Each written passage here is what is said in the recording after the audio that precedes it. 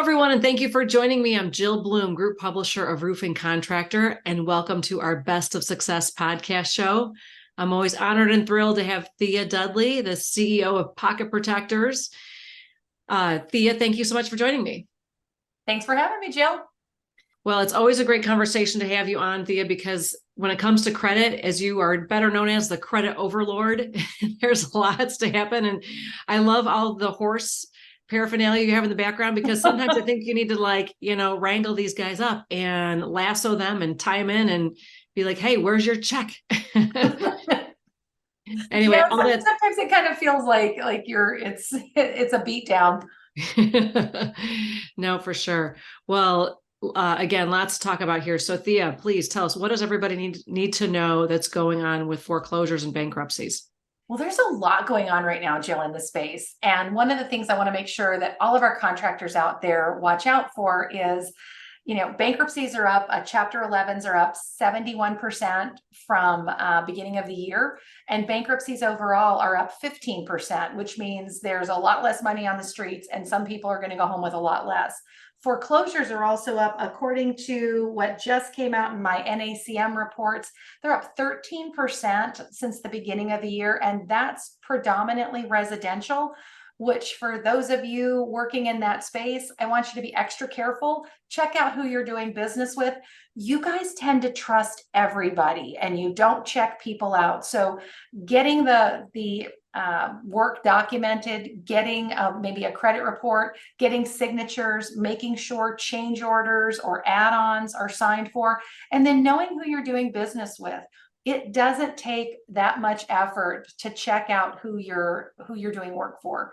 So be careful, stay on your AR, don't let people roll out, get that money taken off the street. Don't be the nice guy is what I'm saying. Now is not the time. Interest rates are high. Cost of money is the highest has been in a very long time. Somebody is going in this little game of musical chairs. Somebody's not going to have a chair. Don't let it be you. Yeah, for sure. So when you say bankruptcies are up 71%, can you clarify that a little bit more? From what time period and what is that? That sounds crazy significant. So I'd love to put some context behind that. Well, that's since the beginning of the year. So if you look at this, it's up 71% from last year. So when you take all the bankruptcies, even from the last several years, it's up exponentially overall, but it jumped 71%. We didn't see a lot of bankruptcies during COVID and in the first year or two coming out of COVID, because everyone was still flush with cash. Everybody still had their PPP money. People were a little more flexible. They had some extra spending because of, all of the government handouts or, just kind of dipping into some of those reserves. And now all of that money's gone. And interest rates are up. The cost of just living is up. And so money's tighter. Money's a lot tighter on the street. So you're looking at Chapter 11s being up that 71. And then overall bankruptcy is 15. So Chapter 11 is typically when companies go into a reorganization. Chapter 7 is when companies or individuals typically, it's just over. They liquidate if they have any assets. And then a Chapter 13 is just your wage earner bankruptcy. So you've got some things to watch out for. And typically when someone goes bankrupt, you're never going to be made whole. It's going to feel like a gut punch because it is. You're going to maybe see pennies on the dollar. I've never come out of a bankruptcy where I'm like, that wasn't so bad. Oh gosh. Right. My goodness.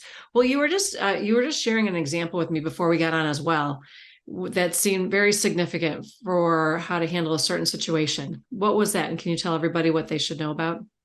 Oh, so when we're talking about watching your AR, and it's that delicate balance between, do I lose this customer or do I stick to my guns and get paid? And the longer you let that money linger out there, the harder it is to collect. So in this particular case, a company's out almost a year with one of their customers with invoices, and they've been turning work over on a consistent basis.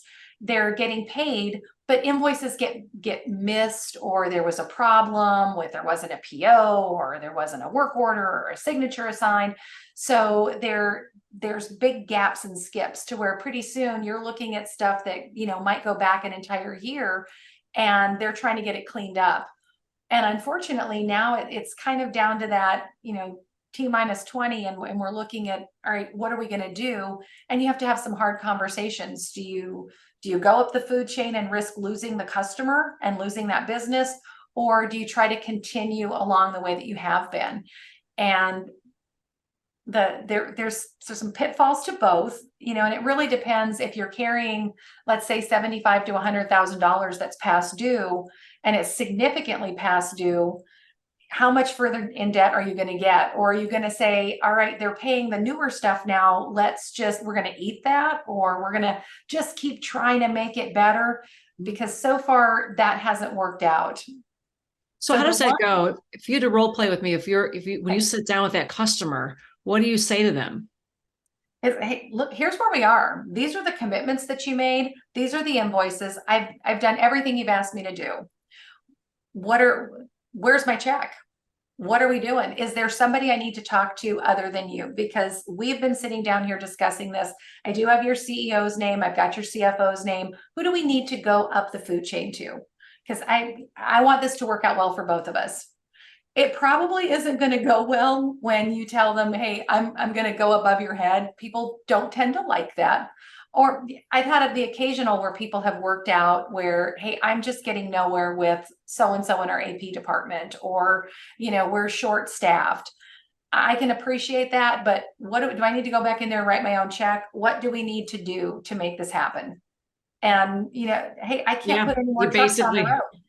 Rip the Band-Aid off and just have the tough conversation like you were saying. Yeah, I'll just pull you off the roof, or, pull you out of the inside of the house. And, I can't continue to, fund your company. So what's happening here? I mean, an honest conversation, it goes much better face to face. People tend to not be as bold on the phone or in an email. People say a lot of horrific stuff, or they get a little full of themselves because you're not face to face with them. Right. So if you can have it face to face, it's always better. I realize that's not always possible. Well, that is incredible insight, Thea. Thank you so much. I can't tell you how much I appreciate all the nuggets of information. Is there anything else that's making your phone ring right now? Right now, it is just the slow payments. Okay. What do we do? I got a notification of receivership, bankruptcy. This house got foreclosed on. Do I still have lien rights? We could do a whole nother session on any one of those topics. So, maybe we just need to start doing here's the question of the week. Yeah, no doubt. We could. Well, we should be, for sure. Well, if anybody has any questions, Thea, how do they get a hold of you? You can reach me at pocketprotectors.com, and that's pocketprotectorsllc.com. Otherwise, you'll get like the Nerd Festival coming up at you. I love it. At Thea@creditoverlord.com.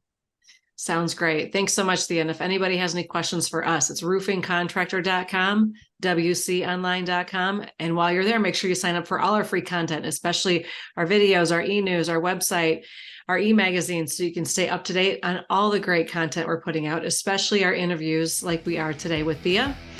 And you can see all of this on our social channels as well. But most importantly, stay safe and healthy, and we can't wait to talk to you soon.